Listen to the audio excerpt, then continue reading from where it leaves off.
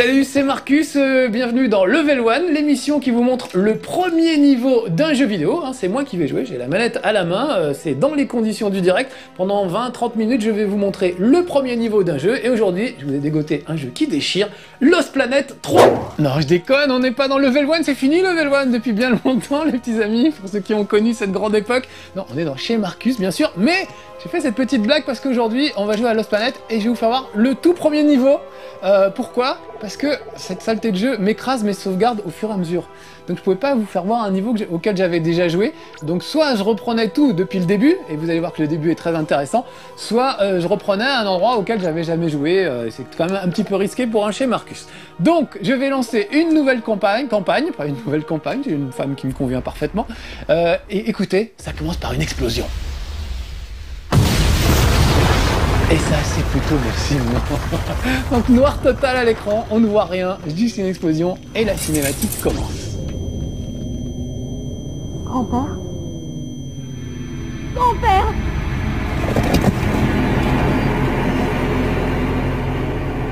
Pitié. Pitié, dis quelque chose, je t'en prie.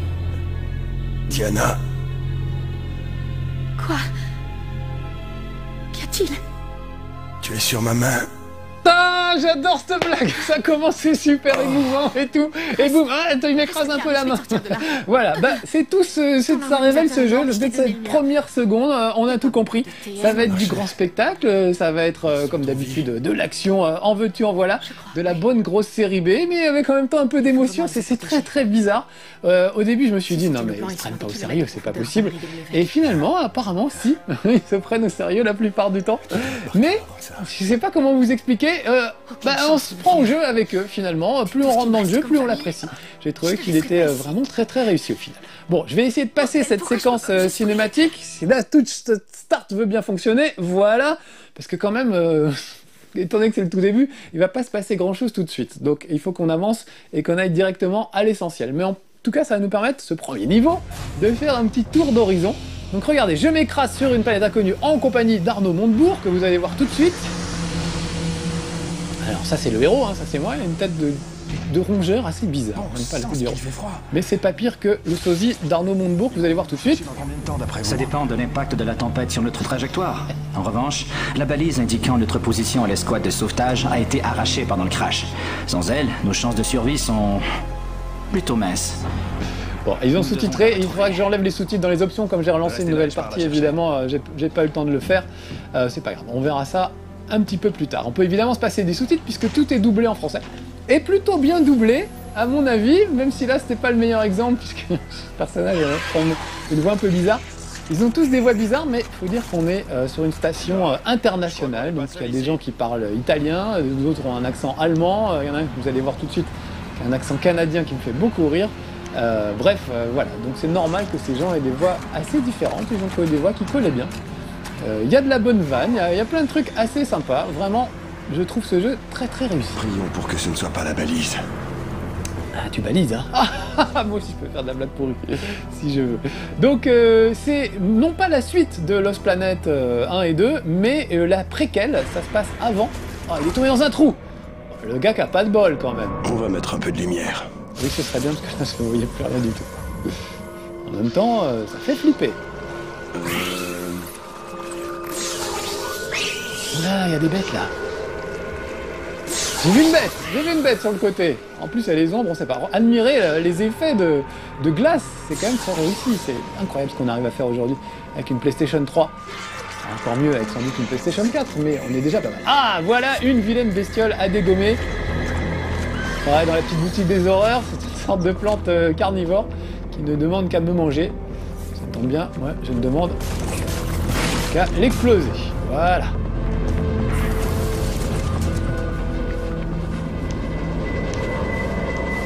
Allez, on va continuer.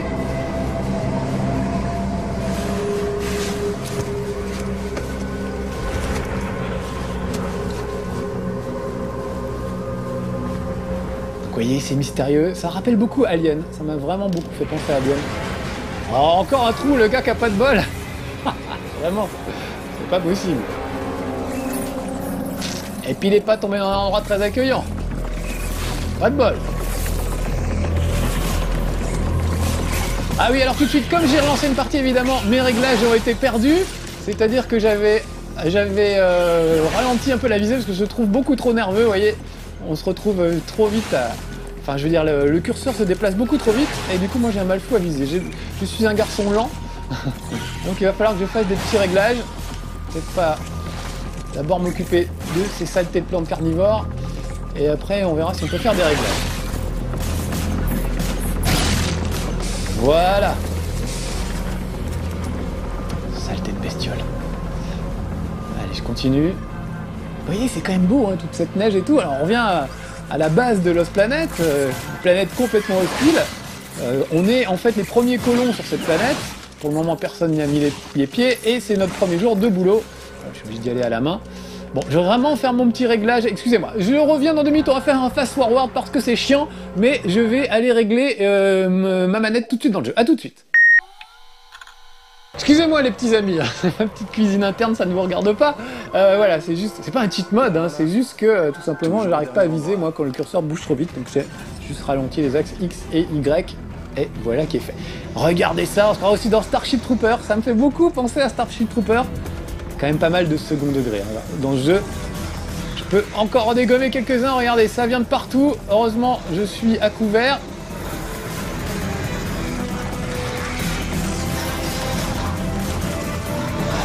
C'est ma grande aventure. Alors là, ces bestioles-là, c'est même pas peine de tirer dessus avec mon petit flingue. Je préfère les laisser passer. Donc de temps en temps, pour les gros monstres, vous aurez droit à de la Quick Time Event. Regardez, il faut que je martèle la croix, évidemment, pour me dégager.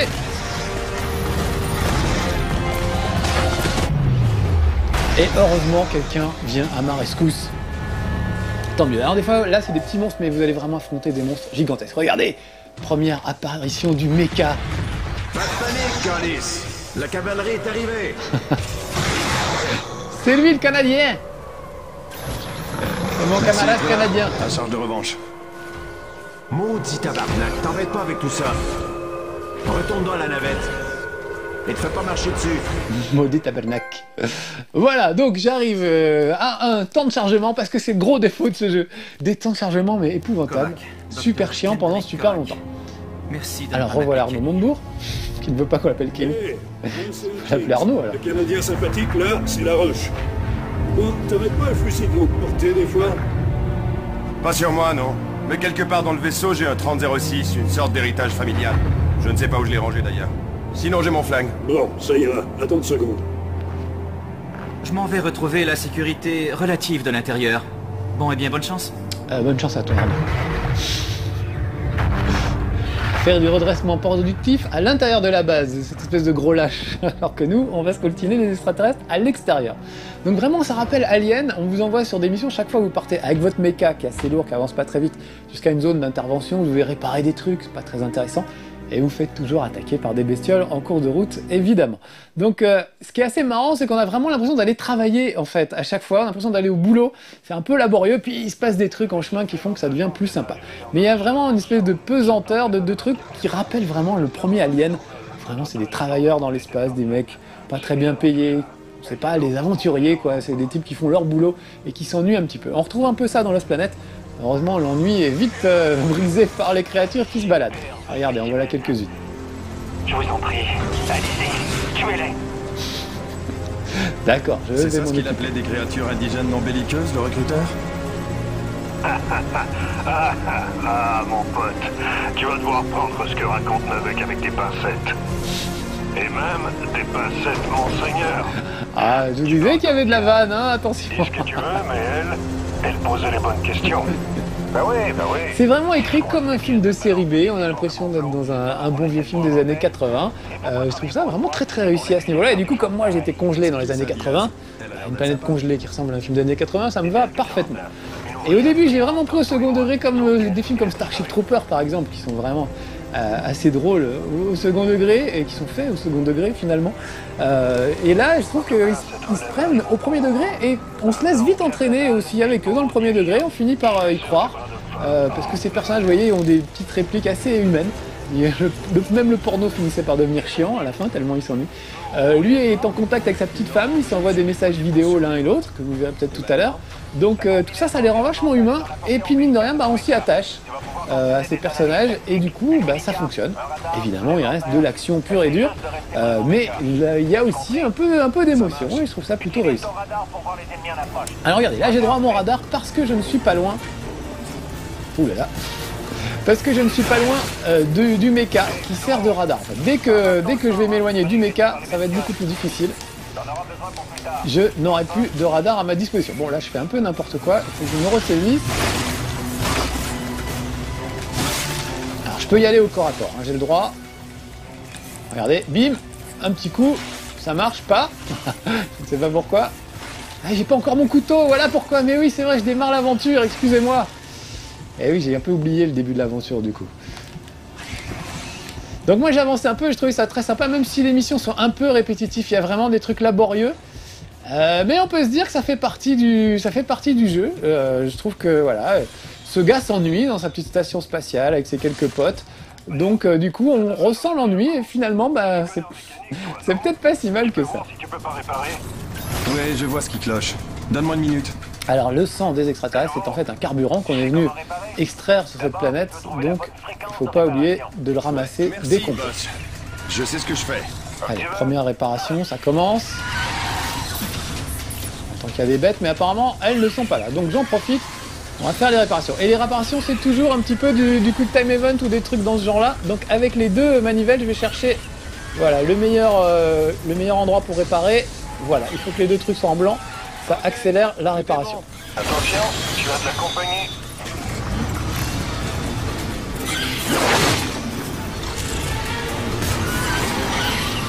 Je ne sais pas où elles sont, mais je les entends.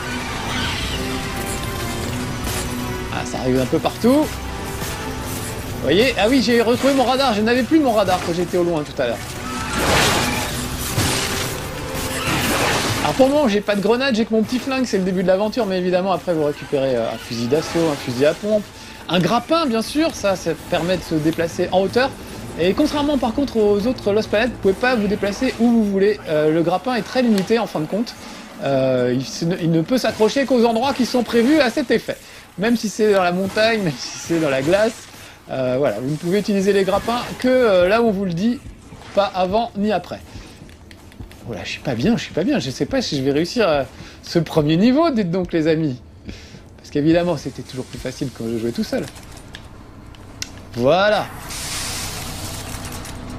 Allez, faut que je retourne à la navette qui est par là-bas. Hop. Continuer notre petit périple. Je me perds dans ces forêts, ces cavernes obscures. Regardez comme c'est beau, ces lueurs et tout.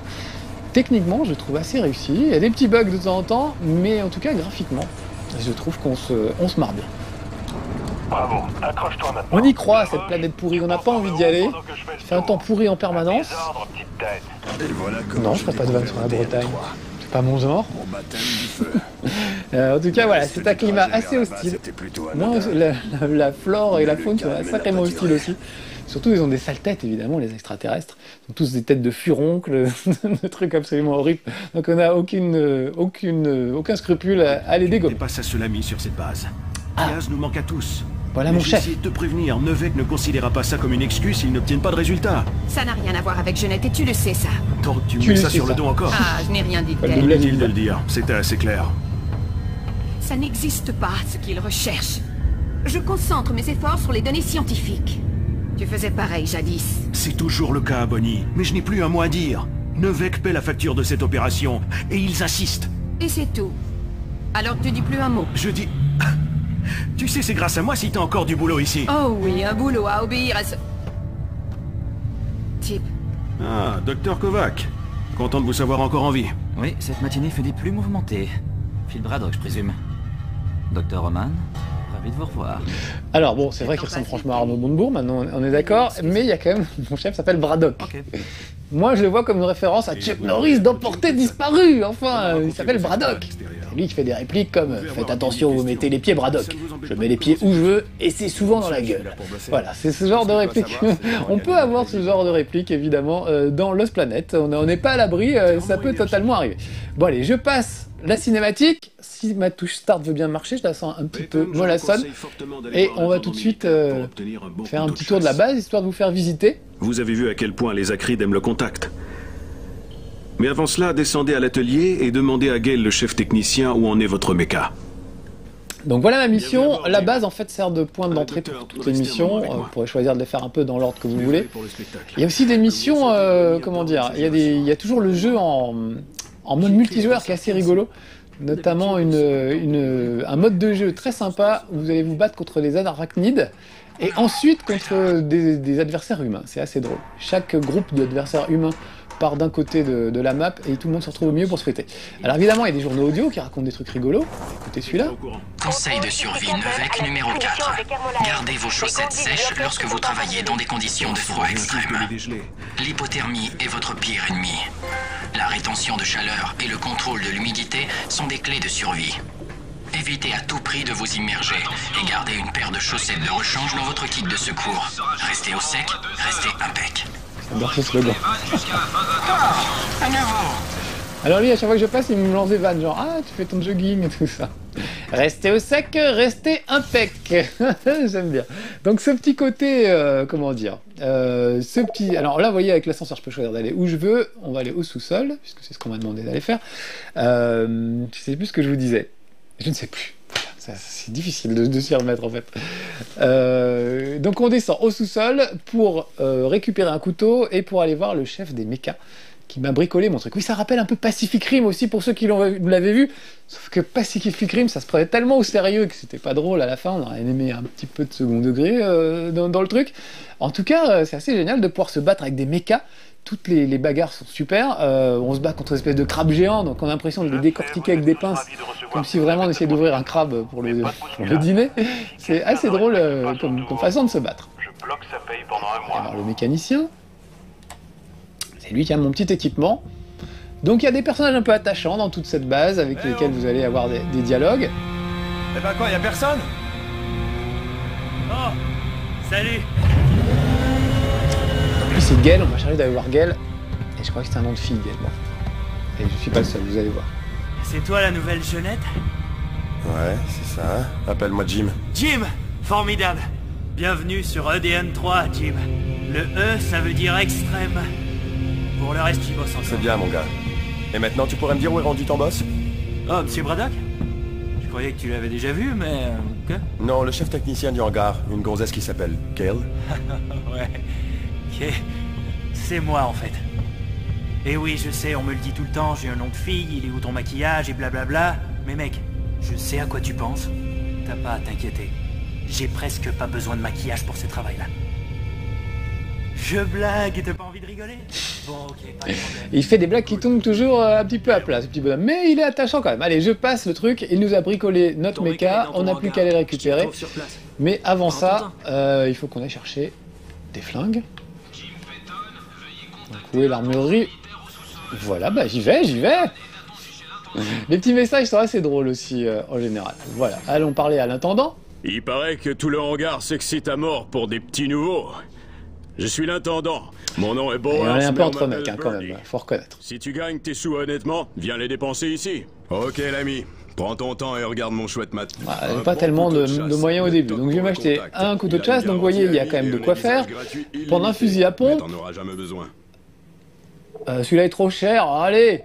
Un petit fusil à pompe à 1500, allez, c'est parti. Alors ça, c'est bueno. Fusil à pompe, 9 cartouches, crosse et... À plus dans le bus! Plus dans le bus. Mais ce qu'ils sont drôles. Ah non, vraiment, mes camarades sont sympathiques. Bon, allez, je retourne à l'ascenseur, puisque cette fois, il faut que j'aille du côté des mechas. Il est temps de partir à l'aventure, les amis.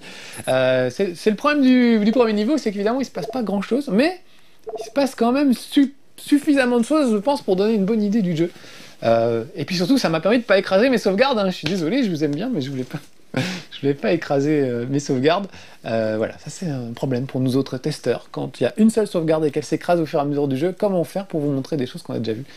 Alors il y a des moyens de prendre une sauvegarde, de la recopier pour la remettre ailleurs, mais comme vous n'êtes pas le joueur qui a créé la sauvegarde, on vous interdit d'y jouer. Mais rendez-moi les bonnes vieilles cartouches mémoire de la grande époque, de la première PlayStation, où on pouvait s'échanger des sauvegardes entre amis sans que personne n'y trouve à redire. On a échappé au pire hein, avec la nouvelle Xbox et peut-être même la PS4. Mais voilà, on n'est pas à l'abri. En tout cas, continue de nous faire chier avec les sauvegardes. Petit coup de cœur du moment. Allez, on va parler à Gaël, on va monter à bord et on va enfin partir. Regardez, je trouve que c'est... Je sais pas, ça a de la gueule quand même ce jeu. Regardez, quand le mecha sort de l'ombre et tout. C'est un petit moment d'émotion. On va retrouver son bon vieux robot. Alors il était rafistolé par Gaël. Il a rajouté quelques petits trucs. Mais c'est un bon mécanicien. Donc ça va.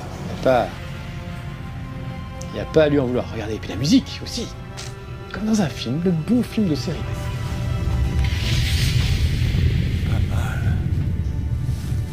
Pas mal du tout. Merci. Mais ça, c'était inutile. Par contre, il a installé un gadget super, regardez.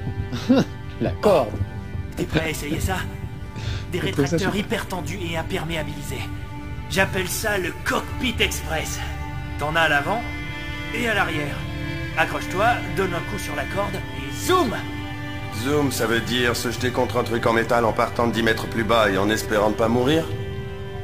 Tu préfères te faire bouffer? Ouais. Alors ce sera zoom. Regardez cette classe. Pas rassuré, mais il va le faire quand même. Et voilà, ça permet de monter super vite à bord d'un mecha. Et ça, c'est vraiment bien parce que dans les combats, vous allez pouvoir à tout moment descendre du mecha pour vous friter à la main, balancer quelques grenades et remonter dedans. En plus, à chaque fois que vous remontez dedans, vous faites le plein de grenades et de munitions. Donc c'est assez pratique. Bon, alors d'abord, évidemment, je vais me taper le petit diagnostic. Il va falloir vérifier que tout ça marche. Ok, le mecha a passé tous nos contrôles techniques, mais voyons si les servomoteurs fonctionnent comme tu aimes. Vas-y, essaie ton bras avec la fourche. Alors, la fourche. Hop. Le bras avec la fourche. C'est ton mecha, non? Voilà, la pince. Teste les servomoteurs du bras avec la Je perceuse. dis la pince, mais je dis la fourche, je parle pas le même truc. Donc, bim, un petit coup. Ton bras bouge plus vite? C'est mon petit cadeau. Allez, encore quelques tests. Maintenant, la perceuse. Voilà, ça c'est bien. Donc quand vous ouvrez un crabe, vous le prenez avec la pince à gauche, vous l'ouvrez à coup de perceuse. C'est vraiment tous les outils absolument parfaits. Et je peux aussi me défendre pour bloquer les coups et même pour contre-attaquer. Ça permet par exemple de faire tomber un crabe sur le dos, après on peut le buter. Je dis des crabes, mais vous allez voir que c'est pas du tout des crabes. C'est des extraterrestres vraiment dégueux qui ont quand même le... comment dire? Ah oui. Ah, grand moment quand on peut enfin bouger avec un mecha. Et regardez cette base, j'adore. On a l'impression d'être sur la base Echo de Hoth dans Star Wars, dans l'Empire contre-attaque. Donc forcément, moi ça me parle. Et comme dans Star Wars, on va partir à la recherche d'un collègue disparu. Ouais, apparemment le gamin connaît son boulot. Je vais quand même m'en assurer en faisant un tour. Votre copain le Canadien est encore dehors? Ouais. Il ne répond plus aux messages radio. Bon, et si j'allais le chercher? Je sais à quel endroit on s'est séparés. Donc on va aller le chercher. Et juste regardez l'intérieur du cockpit, il a été personnalisé. Vous voyez la petite bonne femme à gauche qui danse, la petite hawaïenne? C'est assez rigolo. J'ai aussi une photo de ma femme qui est devant sur le cockpit, là, un peu en haut à gauche. Voilà, donc c'est un peu personnalisé.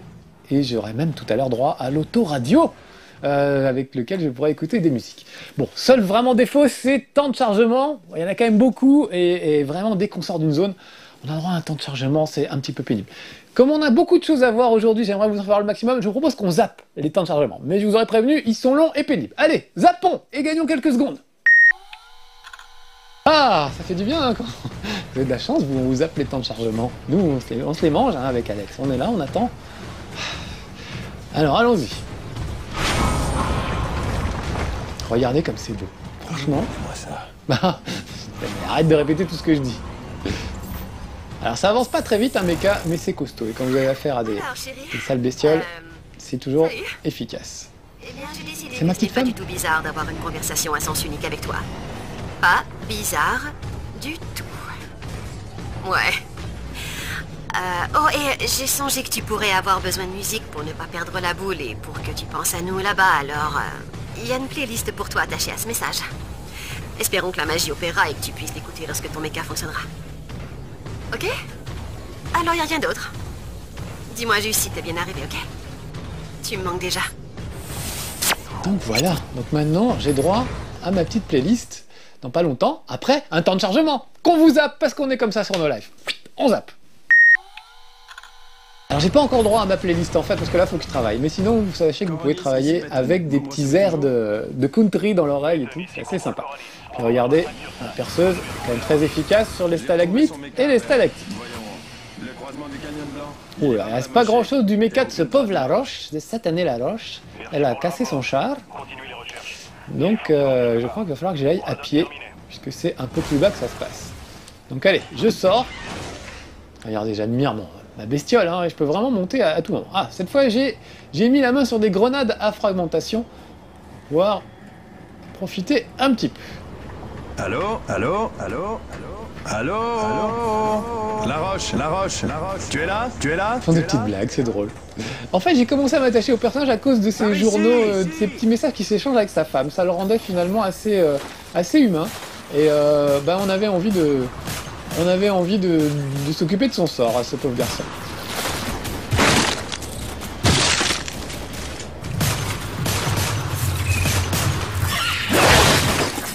Ah, j'en ai laissé traîner une, mais où? Ah ouais. Voilà. Alors Laroche, ça va pas? Maudit calice. J'ai fait sortir le crabe de ses carapaces. J'étais prêt à le tremper dans la maillot et bim! Un pied se m'a glissé et mon méca se retrouve sur le dos. T'as vu dans quel état il l'a mis? On pourra réparer ça. T'as surtout de la chance d'être en un seul morceau. Ouais. Garde tes observations pour toi, le bleu. Affronte des crabes géants tout seul et on reparlera de ton histoire de chance. Ça marche? On est quitte maintenant. Oh, voilà du monde. Des bestioles un peu plus coriaces, regardez, qui roulent et qui n'amassent pas mousse, mais qui vont me tomber dessus. Donc là, ce qui est sympa avec toutes les bestioles de cette planète, c'est qu'elles ont toujours des zones, leurs points vitaux sont indiqués en rouge, histoire qu'on puisse tout de suite les repérer. Voilà. Je lui ai mis un petit coup de grenade dans la tronche, ça l'a bien calmé. J'en ai pas vraiment profité puisque je me suis fait mordre dans le dos par son acolyte. Et j'ai pas assuré là sur ce coup-là. Désolé, j'y retourne.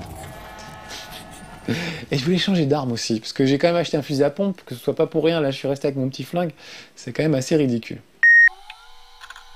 Allez, nous voilà repartis. Donc il est très très énervé. Heureusement, je peux lui tirer dans les fesses grâce à mon fusil à pompe. Et il faut aussi que je vous explique comment on esquive. Il faut surtout que je le fasse. Est-ce que je peux courir? Voilà. Je vais tirer dans le cul, hein, je suis désolé, mais bon, en même temps, ils ont tous des têtes de cul. Donc, voilà, vous avez vu, j'ai bien esquivé.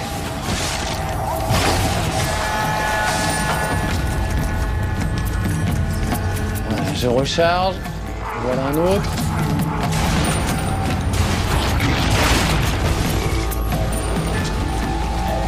Peut-être lui balancer une petite grenade pour le calmer, sauf que ma grenade est passée totalement à côté et je n'en ai plus, si j'en ai encore une.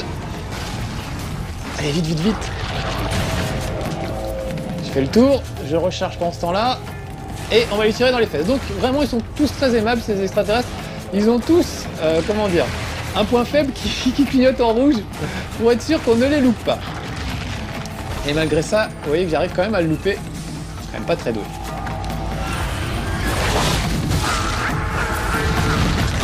Hop, une bonne esquive, tant mieux. Ouah. Voilà. Ah bah mon pauvre Laroche, on a eu chaud, mais... Pour moi, mon petit bonhomme. Contrôle Coronis, ici Peyton. J'ai retrouvé votre Canadien. Retrouvez-le. La planète s'appelle Coronis comme Coronis Rift, premier jeu de LucasArts à l'époque, souvenez-vous. Le premier jeu, on se trouvait sur une planète très hostile où il fallait atterrir et qui était très montagneuse aussi. Donc je pense que c'est pas un hasard s'ils ont appelé Coronis. C'est à mon avis bourré de petits clins d'œil. Et donc c'est un régal au second degré, et puis aussi au premier, encore une fois, puisqu'on s'attache quand même au personnage. Donc qu'on le prenne au premier ou au second degré, finalement ça marche ce jeu, donc c'est qu'il est bien, finalement.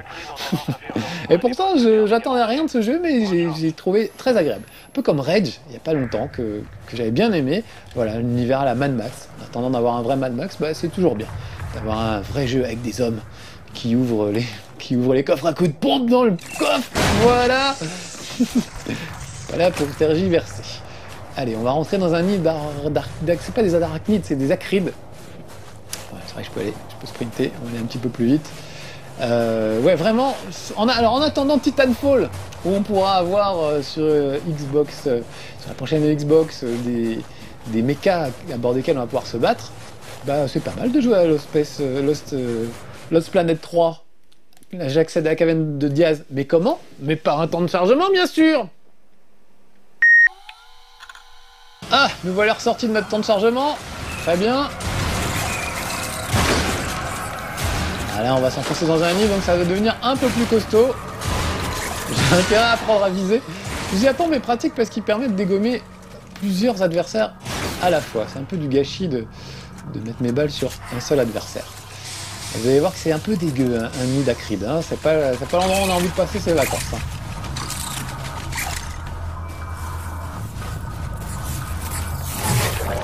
Carrément, ça c'est des trucs d'où jaillissent des tas de bestioles, donc une petite grenade et on n'en parle plus. Ça calme tout le monde, c'est très bien. Un petit retardataire. Petit dernier qu'on attendait. Mon flingue est chargé. Pas bien. Et là vous voyez que j'ai pas de radar puisque je suis loin de mon mecha. Et c'est assez dangereux de se promener loin de son mecha en fait. Hop, l'attaque elle ouvre la bouche, une petite grenade. Voilà.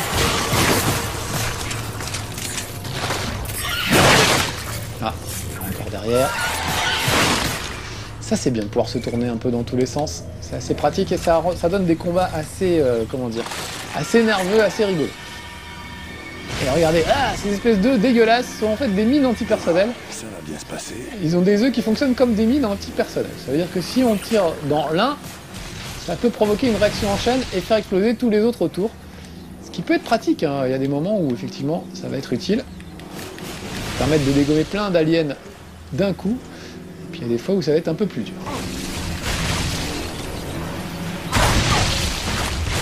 Allez, on traverse. Oh que c'est dégueu, oh que c'est dégueu. Vraiment ça rappelle Alien. Première Alien, regardez, ça glisse partout, c'est vraiment dégueulasse. J'aime beaucoup. J'aime beaucoup. Allez, on va aller droit au but. Le nid est là-haut, donc je vais y aller carrément. Balancer une petite grenade là-dedans. Et peut-être même mourir ici, si je me débrouille mal. Mais voilà, au moins, ça a cessé de générer des extraterrestres. Oh mon Dieu, je me suis fait tuer! C'est affreux! Bon, je crois que c'est pas la peine d'aller plus loin, vous aurez compris le principe de Lost Planet 3. Je me suis régalé, vraiment, j'en attendais pas grand-chose, mais j'étais agréablement surpris, j'espère que ce sera le cas pour vous aussi. Voilà les petits amis, c'est terminé pour aujourd'hui. On se retrouve dans un prochain chez Marcus, et non pas un level 1 pour de nouvelles aventures. Soyez sages, ciao!